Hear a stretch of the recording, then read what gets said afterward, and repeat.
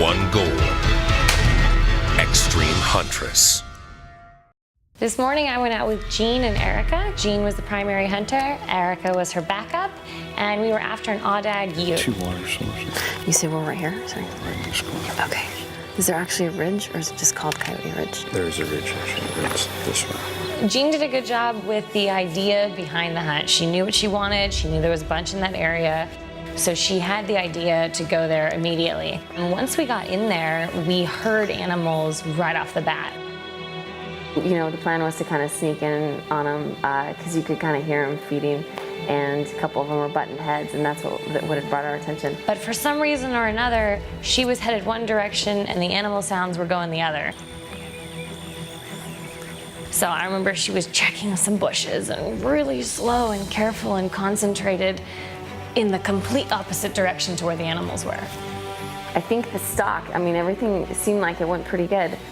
Watch your feet, please. Once she got on the track, though, she was really careful and really quiet. At one point, she did duck under a wasp's nest without realizing it. She cut it so close that she pissed him off, and the next person behind her got stung. So that was unfortunate. Erica was great backup for Jean, and I think that they play really well off each other. I really liked hunting with you too, so just feel free. I liked the way you were giving me feedback, you know, when I was hunting that morning. Erica's not afraid to state her opinions, and she did adjust her plans a bit according to what Erica was telling her. So she did listen, and she did take that information under consideration. It was right there. Right. Okay. I felt really happy for her because it was a long stalk. It was a 2-hour stalk. Thick tree line blocking her view so they can't see us. And luckily we have the wind in our favor. We had a great stalk. We worked really hard. We crawled a lot. She's got a good duck walk. You have a good duck walk. You know, we had to get low in the grass, so I was making everyone crawl a little bit, but it was fun. If that was me, it would have been a lot faster. It was exciting, but I would have preferred it moved along a little faster, definitely. We could hear them forever, it seemed like. But she was creeping so slowly. Everything in me wanted to say, get up and walk, but she didn't want to bust them. And I understand that as well, because these animals, once you scare them, they're gonna take the whole herd and go. So she was very careful. Yeah, it was definitely long. Get the full Extreme Huntress experience from dangerous game to the biathlon with the app, available for Android and iPhone. Century Arms has made the world's most reliable rifle better. We believe that anything can be made better when you throw the might of American manufacturing behind it. Our engineers, who formerly built America's warplanes, begin working on a new set of prints. Stronger materials, the best coating, modern engineering, tighter tolerances with parts designed from the ground up to work together the correct way. Welcome to the world of the American AK. Jean is on the hunt for a mature aoudad ewe.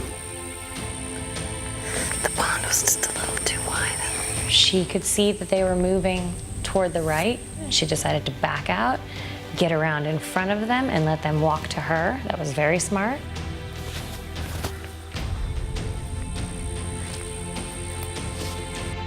The only other thing that was questionable on the hunt was that she loaded her gun almost immediately. She did look back and ask.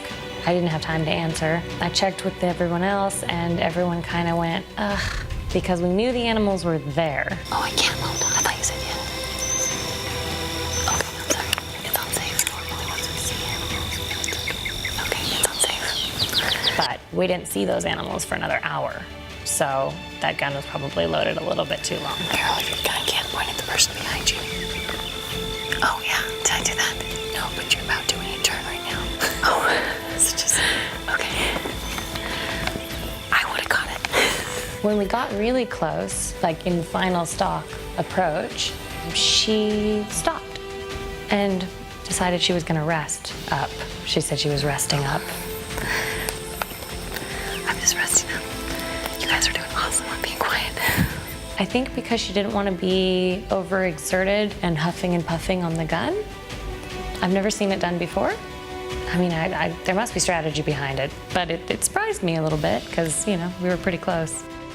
I was thinking about getting down, getting there, and then trying to set up out there. She got behind some brush, some tall tree brush, and waited for them to come across into a clearing, which was very good.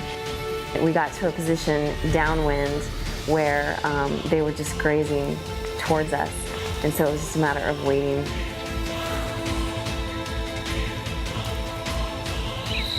Sounds like it's like 10 yards away.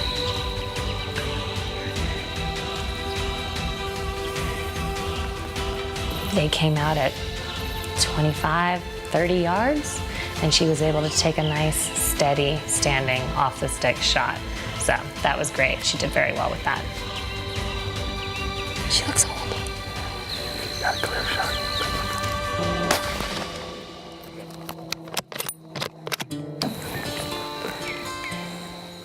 Erica, walk out with me, buddy.